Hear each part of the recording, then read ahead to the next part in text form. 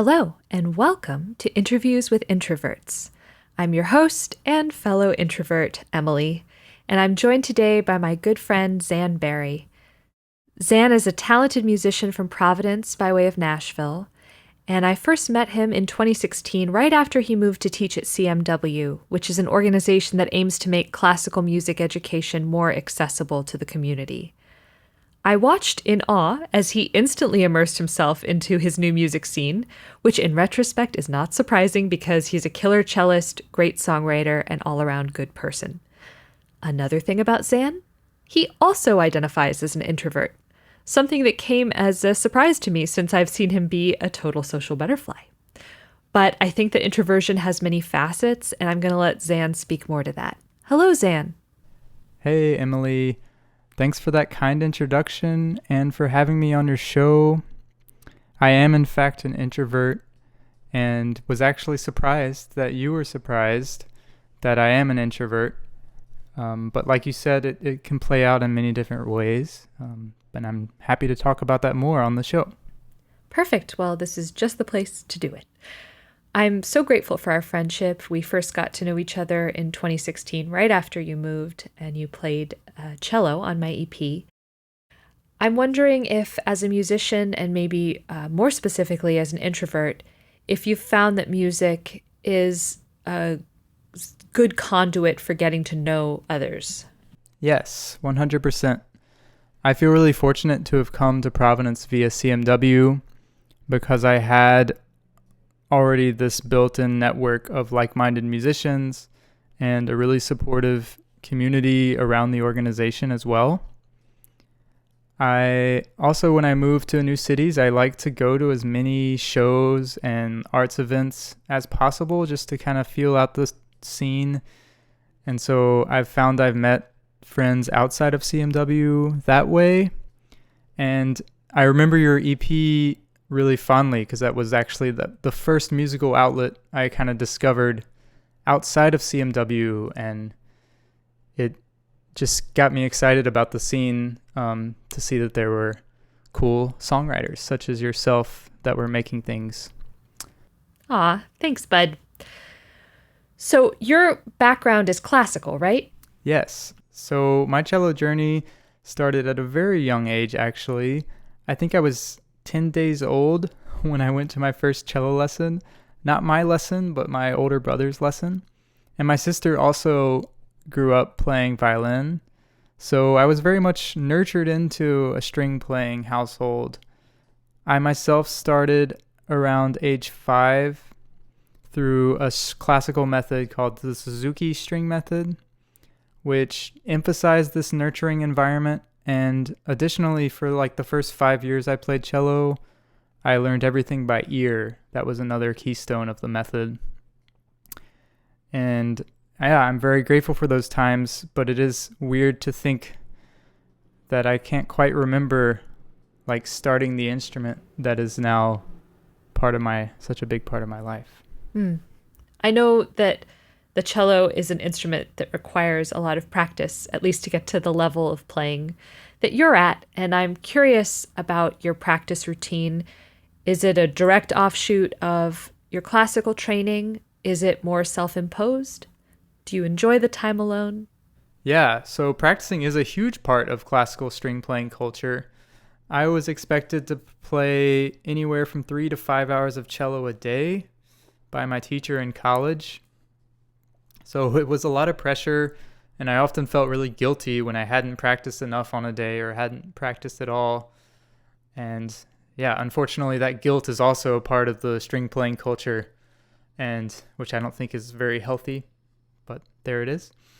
And there was a point when I actually felt pretty burnt out with classical music and had lots of negative inner talk coming up during my practice sessions. So one thing that I've found that's helped in recent years is incorporating kind of creative playtime into my practice sessions, improvising or just exploring new sounds on the cello. I also started incorporating vocalizing into my warm-ups, and gradually over time kind of incorporating these little improv activities and vocal warm-ups, I discovered one day that I could write my own songs. So that kind of led to that, and which has been a new outlet that has also kind of helped refresh my practice sessions. So practice sessions, songwriting, these are things I know you do alone and you do for long periods of time, which certainly does at least imply some comfort sitting with yourself. I know that you have a very rich internal world and that you're very reflective, but I have also seen you be very social and outgoing. I'm wondering where you feel you fall on the scale of introversion. Yeah, well, that's a tough question because I do feel like it changes depending on the situation or how I'm feeling on a given day. I do enjoy being social, like you mentioned, and feeling like I'm part of a bigger community. I tend to gravitate more towards interactions with friends that are more one-on-one and intimate. And I can actually, if I'm in too large of a gathering and I'm kind of not feeling it, I will often recede inwards and I just won't talk, or I will seem very shy and maybe mysterious to people. Yeah, and it's interesting. I like performing a lot as well. And I don't really enjoy, but I don't enjoy speaking in front of people or speaking in front of a group of more than maybe 3 or 4 friends. I really respect that in spite of those feelings, you're so engaged in the community. You work for New Urban Arts and Tenderloin Opera Company. For those who don't know, Tenderloin Opera Company is an amazing organization. It's a theater and music group for homeless people, friends, and advocates that aims to tell stories of homelessness in Rhode Island through writing, music, and performance. Being engaged in today's world requires so many people to step out of their comfort zone, and that includes the outgoing and extroverted. I'd love to hear about some of the causes you're working with and what discomforts you've had to work with and through, particularly in relation to your introversion. Sometimes as I've gotten more into community organizing and have found myself in more leadership roles, whether leading a classroom of students or facilitating discussions with the Tenderloin Opera Company, has been to really step into like a leadership position where I feel like I have the pressure to like make the decisions of what's happening now and command the space in a way, which I don't really feel comfortable with. I like kind of leading alongside people or collaborating alongside, or I'm a very good listener and a very good sensitive follower.